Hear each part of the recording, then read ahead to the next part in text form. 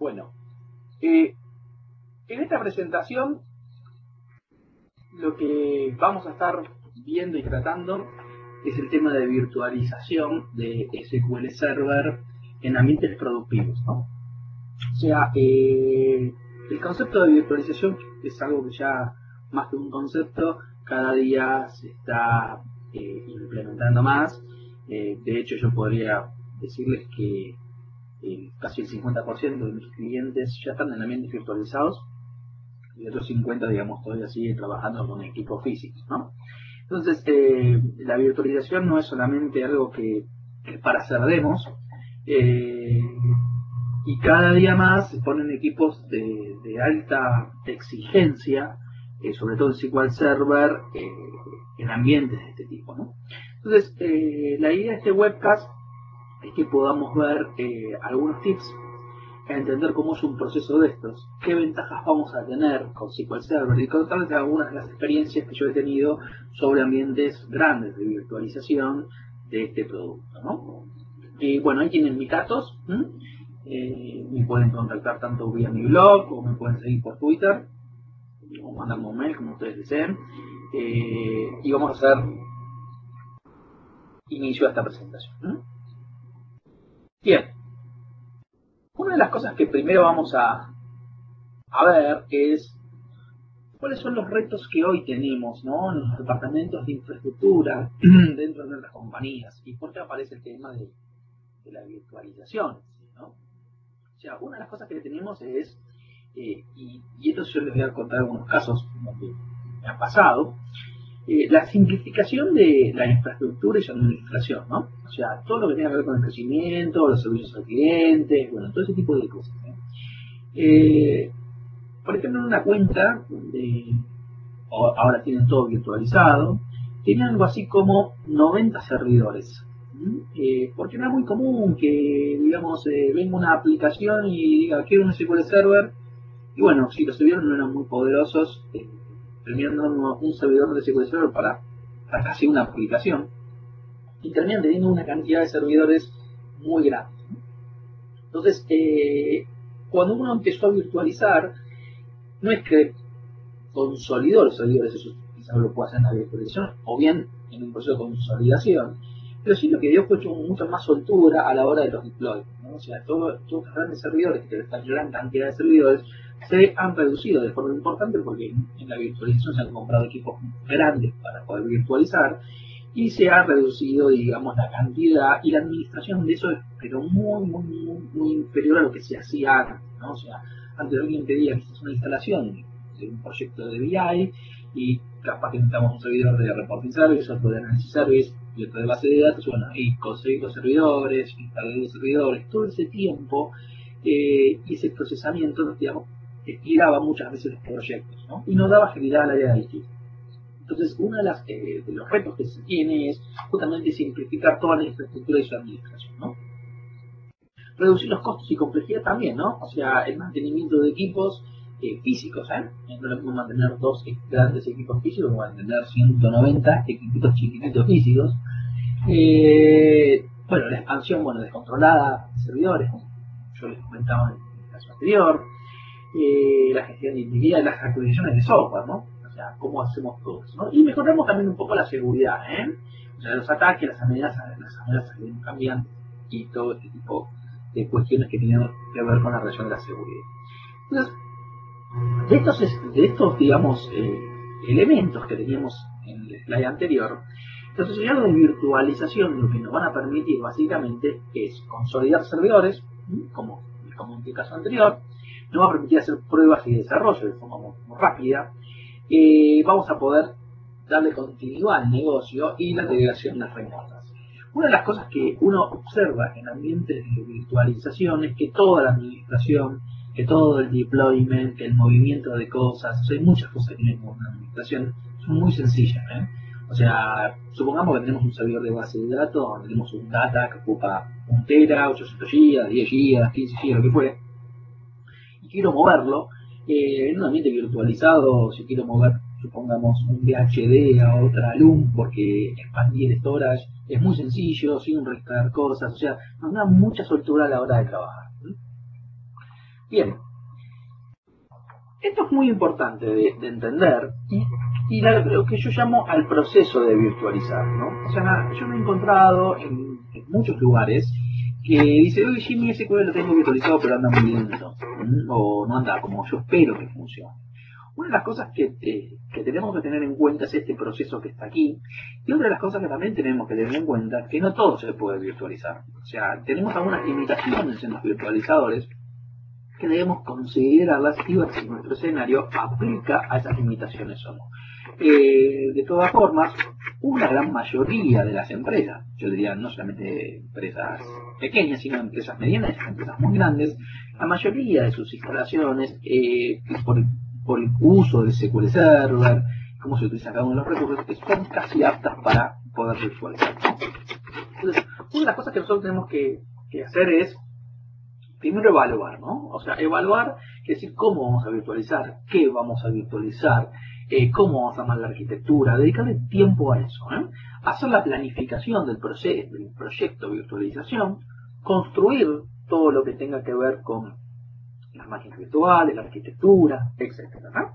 Y después, bueno, hacer todo el deployment y después sí trabajar sobre la virtualización, ¿eh? Una de las cosas que se hace quizás de una forma no adecuada o digamos o no bien profesional es que se hacen muy malos icing. Entonces capaz de comprar una máquina para virtualizar con 16 procesadores, 200 GB de RAM y una parte de storage, y después de adentro quieren ponerle 400 máquinas virtuales y piensan que eso va a funcionar bien. Bueno, no, hay que tomar algunos tips de cuántas cosas puedo virtualizar y cómo virtualizar. Con lo cual, si yo parto de un escenario donde tengo máquinas físicas y lo quiero transformar, esa cantidad de máquinas físicas, en máquinas virtuales, lo que tendré que hacer es un relevamiento de consumo de recursos de esas máquinas físicas, por ejemplo CPU, memoria, y eso juntarlo, ver cómo quiero consolidarlo y a partir de ahí hacer el sizing del equipamiento y el virtualizador que quiero o voy a utilizar. Bien. Vamos a explicar un poquito qué es el concepto de virtualización y qué tipo de virtualizadores hay, porque hay diferentes tipos y los que nosotros vamos a usar para lo que es una base de datos en ambientes productivos es uno solo, que son los hypervisor. O sea, los hypervisor hay, digamos, dos grandes actores del mercado. Uno es VMware con sus productos SXI o vSphere, y el otro es Microsoft con su producto Hyper-V. Los otros virtualizadores, por más que hagan una virtualización, lo hacen de una forma totalmente distinta y tienen un impacto bastante importante sobre la performance. Entonces, básicamente, ¿qué es la virtualización? La virtualización es la posibilidad que nos da es tener múltiples imágenes de un sistema operativo corriendo sobre un mismo equipo físico, ¿no? Entonces yo compro un servidor y dentro de ese servidor puedo ejecutar más de una instancia del sistema operativo y tenerlos totalmente aislados, que es la otra opción que tiene. Entonces vamos a tener básicamente nuestro hardware, nuestros devices, nuestros procesadores, nuestra memoria, y después vamos a tener nuestros hypervisor, que son estos hipervisores que funcionan en ambientes para los cuales está pensado SQL Server en producción, y arriba tantas máquinas virtuales como querramos tener nosotros. Bien, entonces, dentro de la virtualización es como que tenemos dos tipos de máquinas virtuales. Unas que se las llaman tipo 1, que son los hipervisores. Estos hipervisores para virtualización, la gran diferencia que tienen con la virtualización nativa es que los hipervisores entienden el hardware y escriben directamente y dialogan directamente con el hardware, no usan una capa intermedia. Entonces, como no usan una capa intermedia de software, son súper eficientes. De hecho, van a tener que tener un hardware compatible con esto. Esto quiere decir que el CPU soporta instrucciones de virtualización, las famosas instrucciones BT, porque si no, no podemos ahorrar ninguno de los hypervisores. Aquí tenemos algunos ejemplos de algunos productos, como Hyper-V, VMware SX o vSphere. Fíjense que ahí no nombramos VMware Server. VMware Server virtualiza, pero no es un hypervisor, sino es de la categoría nativa, o un VMware Workstation. Y la categoría nativa de virtualización También estamos en un esquema de virtualización, pero es un esquema, digamos, de mucha menor performance, donde existe una capa de software que dialoga con el hardware y eso hace que sea mucho menos performante, ¿no? Ahí hay productos como Virtual PC, Virtual Server, VMware Workstation, bueno, VMware Server, y después tenemos algunos como, digamos, Virtual Iron, ¿sí? VirtualBox, que es un producto que se usa a veces mucho para demo. Básicamente yo diría que la virtualización nativa ustedes la pueden usar tranquilamente en sus máquinas para demostración, pero nunca en un ambiente productivo.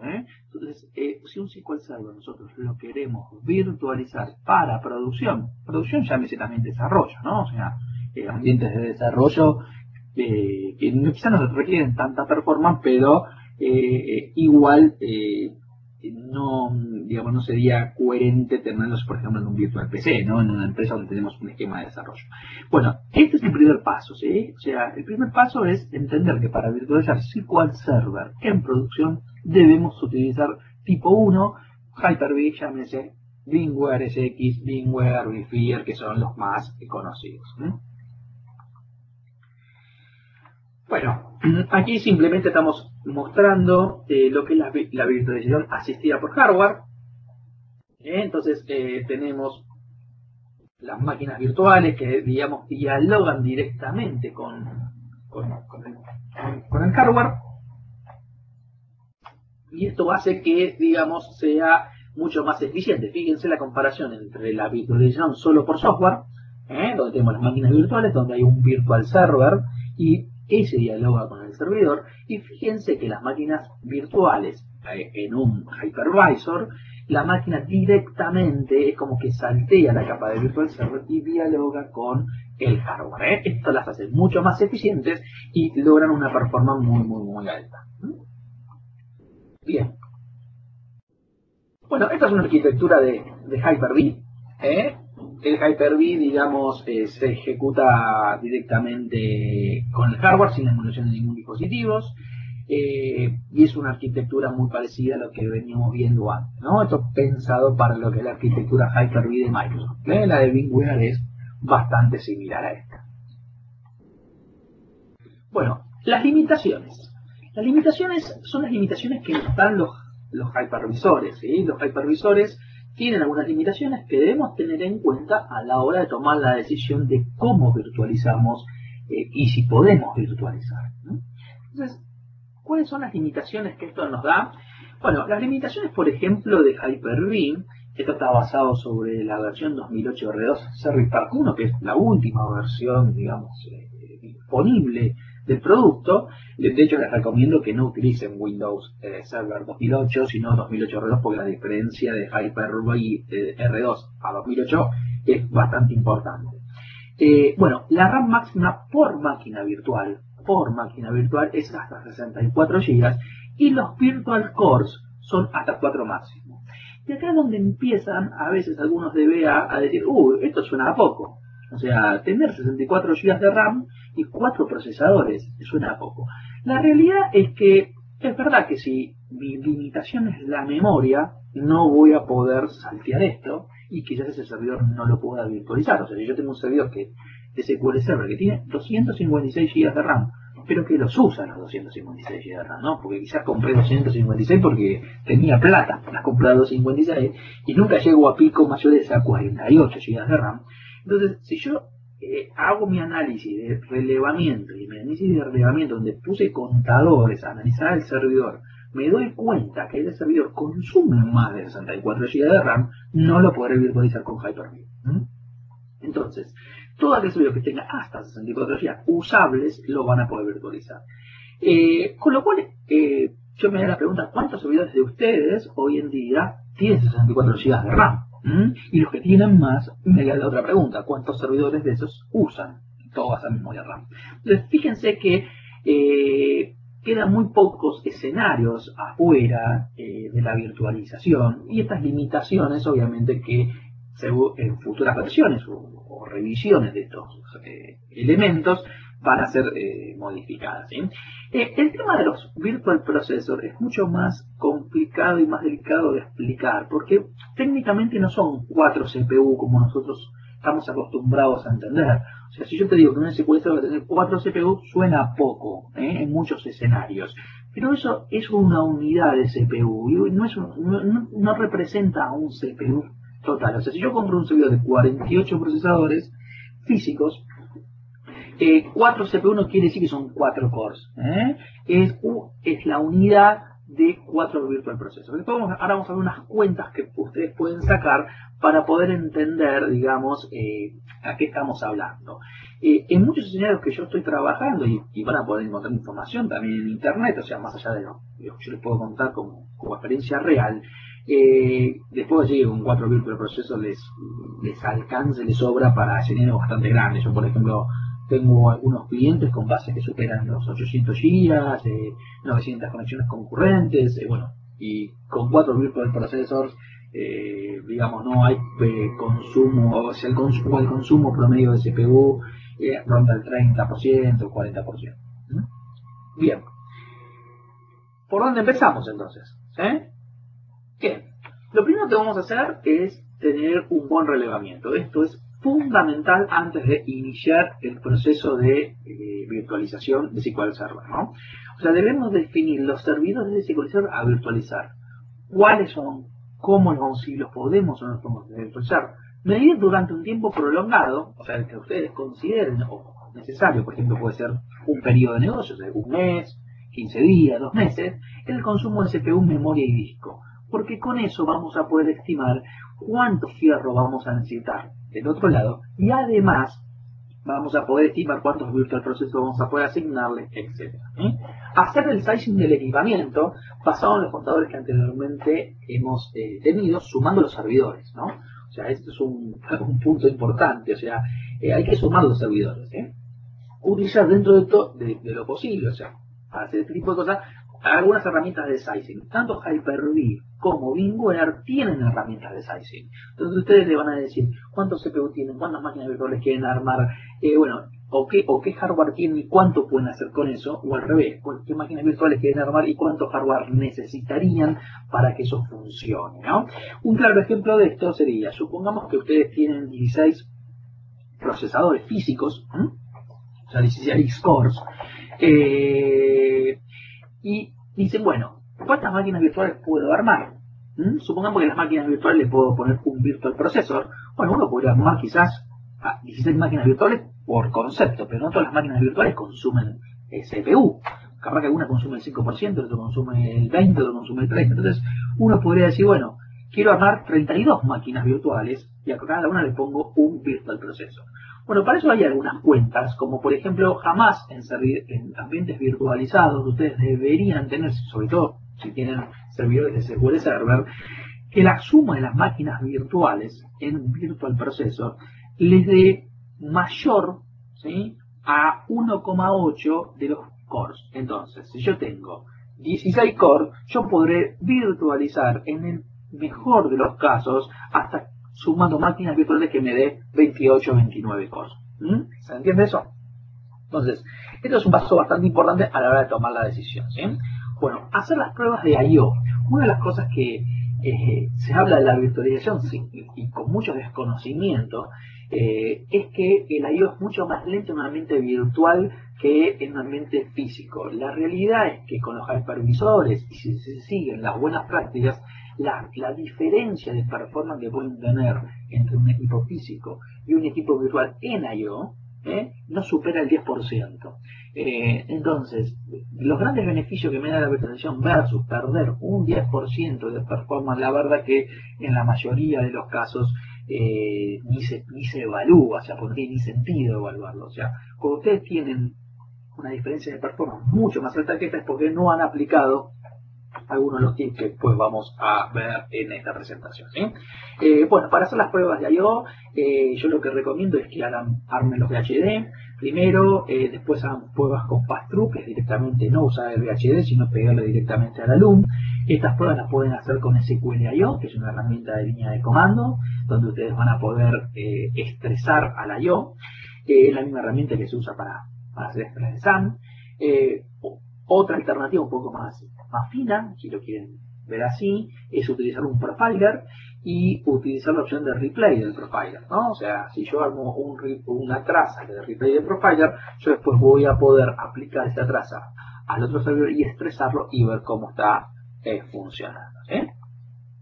Bien, bueno, la evaluación, ¿sí? Acá hay algunas métricas de rendimiento, ¿no? Como por ejemplo el porcentaje de CPU, la memoria, la red, el disco.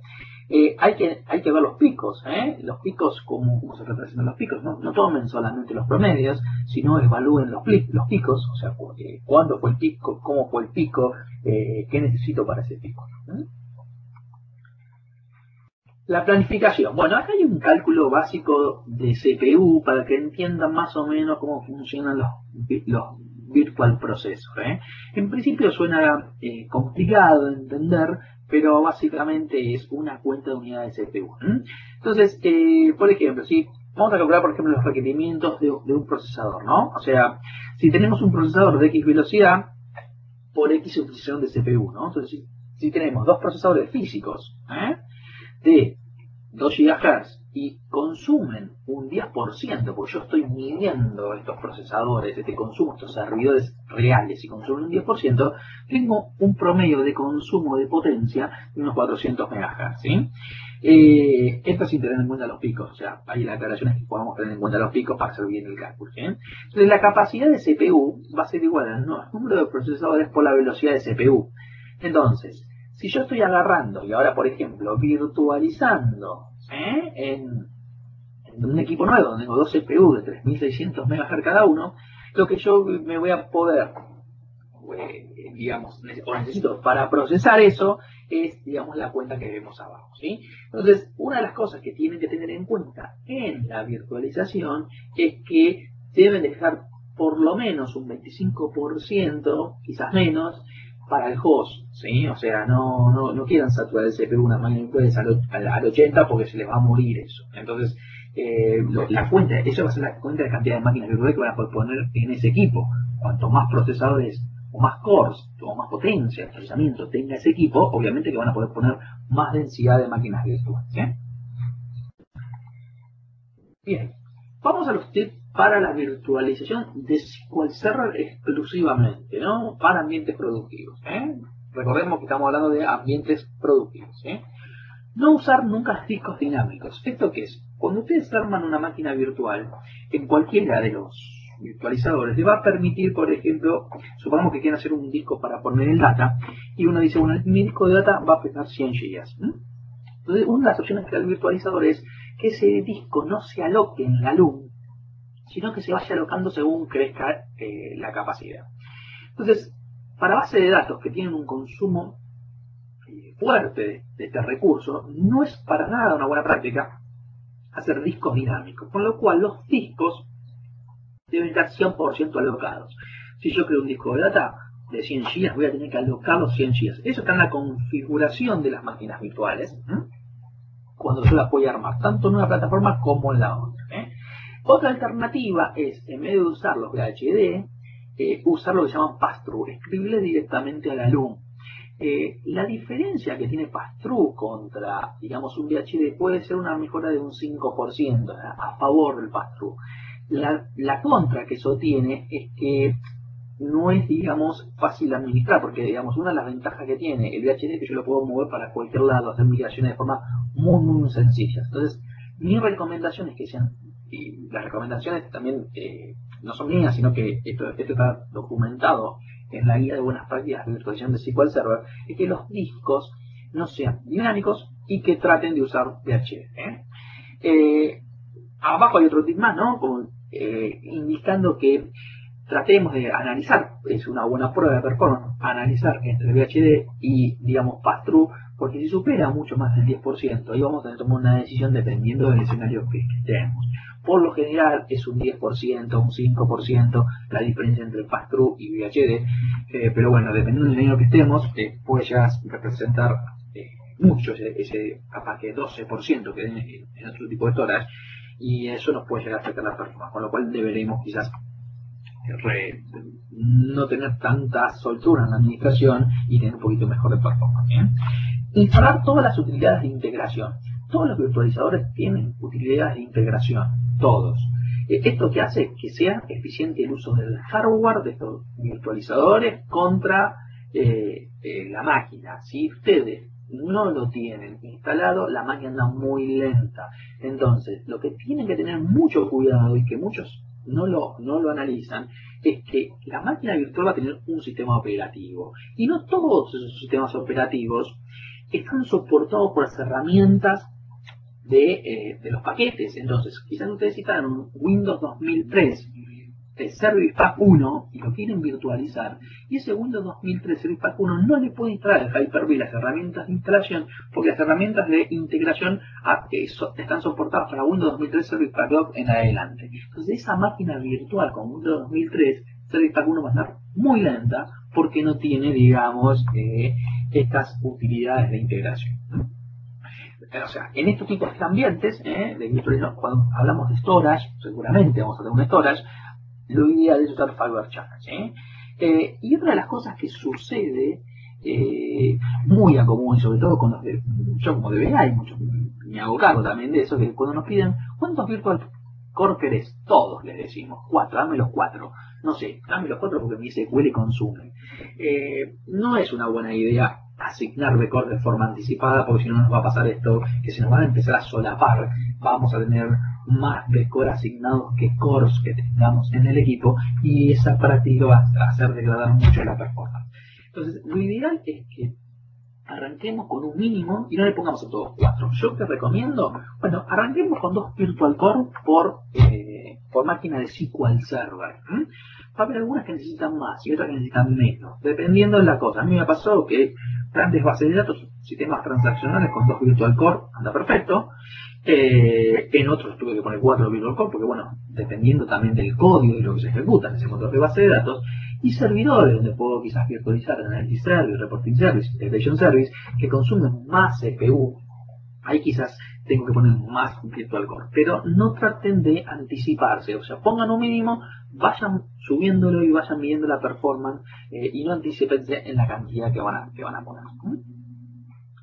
Bueno, si uno tiene Hyper-V, lo ideal sería que utilice Windows Core. Windows Core es una versión de Windows especial que viene tipo consola. La ventaja de tener Windows Core es que lleva mucho menos administración. Los parches son muchos menos los que hay que instalar, con lo cual este es el Windows Core no para el SQL Server, sino para la máquina host que va a tener el hypervisor, en este caso Hyper-V, y arriba de eso las máquinas virtuales. Bueno, separar los virtual disks en LUN distintas, tanto para el log como para los data. Esto es exactamente igual que como lo veníamos haciendo en discos físicos. Hacer el alineamiento de discos, y esto es muy importante, entre el sistema operativo host y el guest. O sea, sabemos que los discos hay que alinearlos como buena práctica, hay que alinearlos en 64K y hay que formatearlos en 64K. Esto quiere decir que no solamente lo hagan en la máquina que está virtualizada, eso, hay que hacerlo en la alumno donde está el VHD, en el storage, en la alumno donde está el VHD, y después arriba de la máquina virtual, cuando montamos ese VHD y lo vemos como disco, también alinearlo ahí. Por eso hay que hacerlo de punta a punta si queremos tener una mejor performance. Otras opciones es no configurar el VMM. El VMM es el Virtual Machine Management, es una tool que tiene Microsoft para administrar máquinas virtuales. Una de las cosas que esto nos permite es que supongamos que tenemos 2 o 3 servidores que están virtualizando, y capaz que un servidor consume el 20% de CPU de toda la potencia con 10 máquinas virtuales. El otro tiene otras 10 máquinas virtuales pero consume el 80%. Entonces, una de las cosas que puede hacer esta herramienta es que de forma automática mueva máquinas virtuales de un nodo al otro para balancear la carga. Y si esa máquina virtual justamente es SQL Server y está configurado de forma automática, van a tener impactos enormes en la performance, porque por más que el SQL Server no se caiga, mientras muevan una máquina a la otra, lo vamos a ver que la versión 2008 R2 soporta esto, para degradar mucho la performance. Entonces, si ustedes usan Virtual Machine Management, jamás configuren que lo haga de forma automática, sobre todo sobre la máquina de SQL. O sea, que esto sea una decisión que alguien tome, que diga esta máquina virtual la voy a mover de un nodo al otro. Bueno, dejar un mínimo de 15% de la memoria RAM para el virtualizador. Eso es un mínimo. Y si el mínimo es la menor a 2 GB, tiene que dejarle 2 GB. Ya requiere 2 GB como para trabajar cómodo. O sea, traten de la suma de las máquinas virtuales que ustedes hagan, sumar hasta, digamos, un 85% y no más que eso. Bien. Vamos a ver algunas mediciones reales de performance. Estas mediciones reales de performance van a poder encontrar documentos en la web donde vimos muchas mediciones y yo les puedo asegurar que yo estas mismas mediciones que están acá, documentadas por Microsoft, las he tenido que hacer en cada uno de los proyectos que encaré para poder certificar que la performance que íbamos a tener no iba a definir mucho de producción, o sea, de un ambiente físico. Entonces, acá tenemos algunas performances, ¿no? Una de ellas es medir los discos. Y cuando uno habla de discos es medir los IOPS, o sea, el throughput de disco. ¿Qué está pasando con los discos? Acá básicamente tenemos tres escenarios donde hay un OLTP chico, un OLTP mediano y un OLTP grande. ¿A qué se llama grande, chico, mediano? No se lo llama por el tamaño de base de datos, sino por la cantidad de transacciones que esto estén generando. Entonces, ¿cuál es el tema acá? Acá lo que vamos a medir en cada uno de ellos es, sobre la misma máquina física, se instaló una instancia de SQL Server nativo y se corrieron pruebas de I/O. Estamos hablando de la cantidad de lecturas de I/O que está generando cada uno de las particiones. Después, eso que llamamos máquina física es donde dice instancia nativa, y ven que dice Hyper-V apagado. Después se instaló una máquina virtual sobre la máquina física, que es decir, se prendió el hypervisor, y en esa máquina virtual se usó la metodología de pass-through, del disco pass-through, pero ya estoy virtualizado ahí, ¿no? Y después se armó otra máquina virtual, donde se utilizaron los VHD famosos, y se comparó la misma prueba de performance en cada uno de los escenarios para ver cómo respondía cada uno. Y son las tres barritas que vemos aquí. Como ustedes pueden observar, casi son iguales las barritas, O sea, donde obtuvimos 1049, tenemos 1053, 1051, son casi, digamos, despreciables las diferencias de performance que hemos tenido en IOPS entre un modelo y el otro. Y esto se da por las cosas que yo les comentaba antes, ¿no? Obviamente que estas pruebas de performance fueron hechas siguiendo la guía de buenas prácticas. Si ustedes cambian algún concepto, lo que yo comenté antes, es muy probable que estos valores no les den igual. Entonces, lo que ustedes ven acá como, digamos, que da 1049 en modo nativo y, digamos, en modo VHD da 1051, esa pequeña diferencia, ustedes pueden llegar a tener valores del doble o más también si no hicieron la alineación de discos o las otras cosas que hemos visto. Bueno, ahí abajo aquí en la fuente hay un documento muy amplio donde podrán ver este contador y algunos más. Bien, vamos a ver la latencia, ¿no? O sea, una cosa es el throughput que generamos en el I/O y otra cosa es en cuánto tiempo me está respondiendo el disco por estar virtualizado o no estar virtualizado. Y acá la prueba sigue siendo la misma. Tenemos los tres OLTP, los tres sistemas de OLTP, tenemos en modo nativo, en modo pass-through y en modo fijo para máquinas virtuales. Y lo que sí podemos observar es que sí, acá se nota una diferencia de tiempo de latencia, pero que tampoco es una cosa muy significativa. Recuerden que los tiempos de latencia para un sistema, digamos, OLTP, no debería superar los 8 milisegundos. Entonces, hemos tenido, fíjense, entre el pass-through y el modo nativo, tenemos en el OLTP chico, los dos dieron exactamente lo mismo, en todos dio exactamente lo mismo el pass-through que el modo nativo. Eso quiere decir que por esa máquina virtualizada versus en el mismo equipo físico, no hay diferencia de performance en I/O. Lo que sí va a haber diferencia de performance si en esa máquina física hacemos un disco VHD, o sea, no usamos la luz directamente, no escribimos en la luz directamente. Y esa diferencia es de 1 milisegundo en este caso. Entonces tenemos que ver si los valores que nos está dando acá son aptos para nuestra instalación. Yo estas pruebas las hago en las instalaciones y digo, bueno, yo sé que mi instalación no puede ir mayor a 8 milisegundos, mientras esté dentro de ese patrón voy por VHD, digamos, excepto que tengo un escenario donde tenga que buscar otros tiempos, y bueno, y ese milisegundo de diferencia juegue muy en contra, y lo que tenga que hacer, bueno, usar pass-through. Bien, acá hay otro indicador de performance. O sea, acá lo que se hace fue hacer un backup y restore de SQL Server, una operación que habitualmente hacemos, donde tenemos un baseline, donde ese baseline lo que nos está dando es el throughput que esperamos en megas, estamos tomando el throughput que esperamos en megas, cuántos segundos deberíamos tardar para hacer eso, y en hacer el backup, cuántos segundos en hacer el restore, y cuántos megas, ¿no? Entonces, lo que se llama partición en raíz es la máquina sin virtualizar, donde podemos observar que se transfirieron 158 megas por segundo, donde el backup tardó 875 segundos, y donde el throughput del restore fue de 218 megas. Cuando vamos a ya una máquina virtualizada dentro del mismo equipo, ¿no? Siempre hablando de dentro del mismo equipo, cuando hablamos de pass-through, vemos que el backup, fíjense que la transferencia en megas, de hecho, tanto en pass-through como en VHD, como digamos en máquina sin virtualizar, y exactamente lo mismo. El tiempo, digamos, de backup en todas dio lo mismo. Y el throughput de restore bajó un poco el throughput de restore en megabyte, con lo cual lo que tenemos penalizado acá es las tareas, el throughput de restore de una operación. Entonces, y los tiempos de restore, fíjense que los tiempos de restore tenemos de 634 segundos a 800 segundos de tiempo de restore. Pero una operación de backup, que es una operación más frecuente que un restore, o debería ser una operación más frecuente que un restore, están iguales. Entonces, lo que tenemos que, digamos, observar es que acá tampoco se nota una penalización o una fuerte penalización, la cual nos digan, no puedo virtualizar porque el backup anda muy lento. Bien, continuemos. Hacer una reindexación de índices, hacer un rebuild de índices.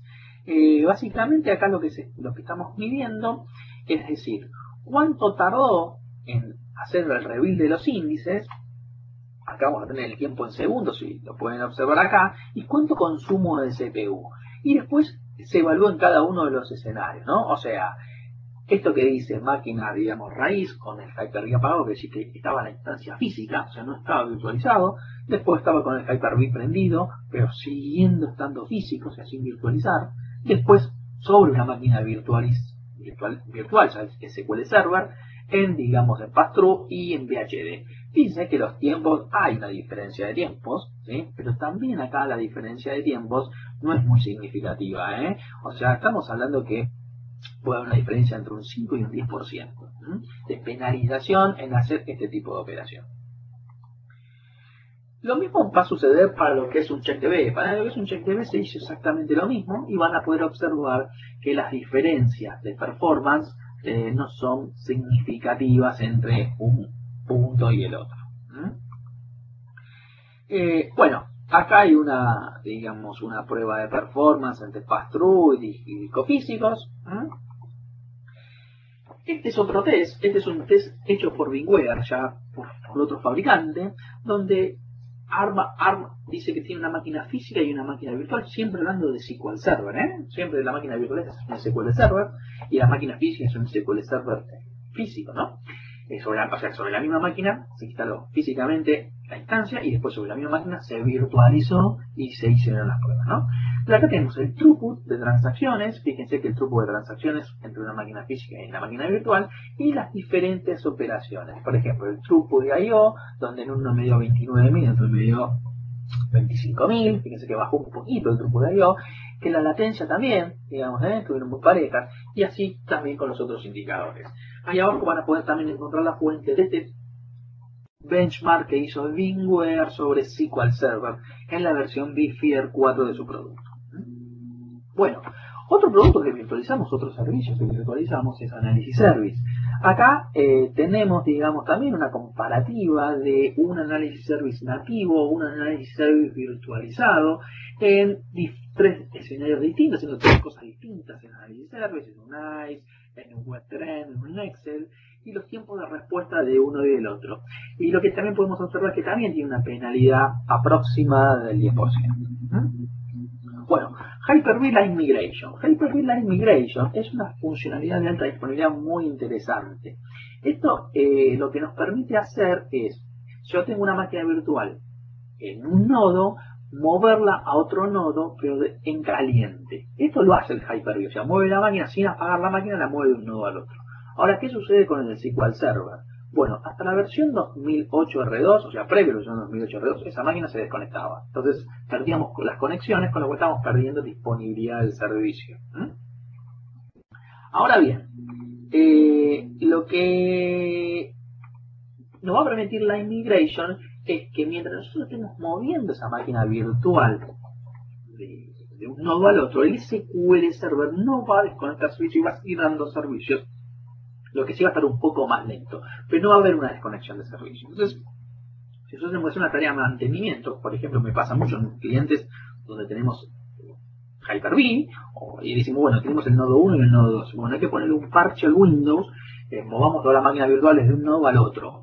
Pero ¿cuándo lo hacemos? Y si lo queremos hacer el fin de semana, capaz que no podemos. Entonces, podemos moverlas en caliente en un día sin apagar el servicio y con eso mejorar la disponibilidad.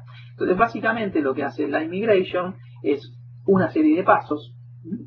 Entre ellos, lo primero que va a hacer es hacer un snapshot de la máquina virtual, copiar la memoria, la partición de la memoria de una máquina a la otra. Después va a copiar las páginas modificadas de un destino al otro. Después va a mover las conexiones de storage, acuérdense que hay un storage en el medio. Y el paso 4 va a migrar las conexiones de red. Con esto, digamos, aplicando después el último paso, que la máquina virtual de destino se pone en línea y la máquina virtual de origen se retira de línea. Esto es totalmente transparente para mi servicio, para mi sistema ERP, para cualquier cosa que esté virtualizada sobre ese SQL Server. ¿Sí?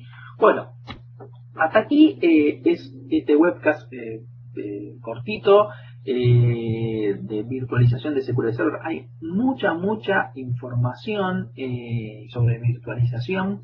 Los que quieran, en mi blog van a encontrar un post donde puse muchos documentos de virtualización de base de datos en SQL Server para ambientes productivos, ¿no? Siempre estamos hablando de ambientes productivos y cada día se virtualiza más, ¿no? Entonces, les aconsejo que si seguramente sus empresas ya están por virtualizar o están en un proceso de esos, hagan, digamos, un relevamiento y chequeen algunos de estos documentos. Bueno, muchas gracias y estoy aquí para atender alguna consulta que ustedes tengan.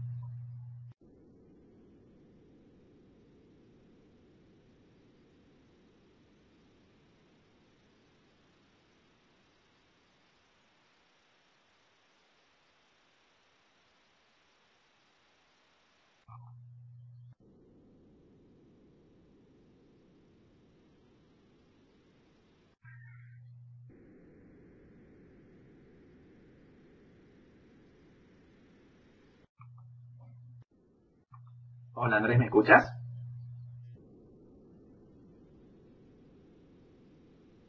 Andrés.